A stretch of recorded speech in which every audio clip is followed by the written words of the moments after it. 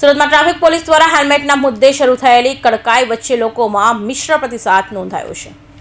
સુરતમાં traffic police દ્વારા હેલ્મેટને મુદ્દે શરૂ થયેલી કડકાઈ વચ્ચે લોકોમાં મિશ્ર પ્રતિસાદ નોંધાયો છે। લાલ દરવાજા મેઇન રોડ ઉપર ડીજેના તાલે હેલ્મેટ પહેરી નાચી રહેલા લોકોને કારણે ભારે કૌતુક છવાયું હતું। દીકરીનું મોસાળું લઈને નીકળેલા પરિવારજનોએ ડીજે ઉપર હેલ્મેટ પહેરીને ડિસ્કો કર્યો હતો। હેલ્મેટને લઈ જાહેરમાં અનોખી શૈલીમાં ગુસ્સો વ્યક્ત કર્યો હતો। આ સાથે જણાવ્યું હતું કે લોકોમાં જનજાગૃતિ નહીં પણ ભયનો માહોલ છવાયેલો છે। દહેશત માહોલ હોય તેવી સ્થિતિ ઉદ્ભવી છે।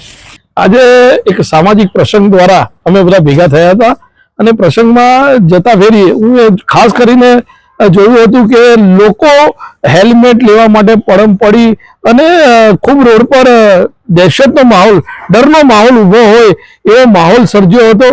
ખાસ કરીને આજે એ પ્રસંગમાં અમારા સાથે જે આવેલા લોકો પણ, મહેમાનો પણ હેલ્મેટ લેવા માટે પડમ પડી થઈ રહી હતી અને ખાસ કરીને વિચારમાં આવ્યું કે આ પ્રમાણેનો હેલ્મેટનો કાયદો જ્યારે અમલમાં હોય અને લોકોમાં જનજાગૃતિ નહીં પણ એક ભયનો માહોલ હોય એ જોતા આજે અમને ખૂબ દુઃખ થયું આ બાબતે અને જોયું કે રોડો પર કોઈ પણ જાતના સેફટી કે આઈએસ માર્ક વગરના હેલ્મેટો લોકો લઈ રહ્યા છે। કાળા બજારી થઈ રહી છે, લોકોના પાસે દુનિયાભરના પૈસા ખંખેરવામાં આવી રહ્યા છે।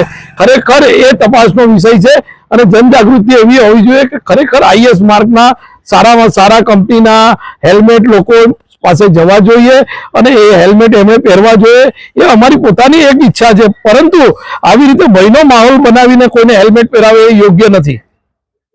કિરીટભાઈ, આપ શું સંદેશો આપશો? આમાં તો કાયદેસર જોવા મળી રહ્યું છે કે આપ વિરોધ કરી રહ્યા છો। ખાસ કરીને અમે આનો સંદેશો એ આપવા માંગીએ છીએ કે હેલ્મેટ આજે સુરત શહેરમાં જે મેટ્રો ટ્રેનનો પ્રોજેક્ટ ચાલી રહ્યો છે, સુરત મહાનગરપાલિકાના ઘણા બધા એવા પ્રોજેક્ટો ચાલી રહ્યા છે કે જ્યાં રોડો પર ખૂબ મોટો ટ્રાફિકની સમસ્યા હોય અને એ સમસ્યામાં લોકો માત્ર 20 થી 30 ની ઝડપે જ ગાડી ચલાવી શકે છે અને ખાસ કરીને લોકો ટ્રાફિકમાં બહુ મોટી સમસ્યામાં ફસાયા હોય ત્યારે આ હેલ્મેટનો કાયદો ખૂબ અગવડ ભર્યો અને પીડાદાયક છે।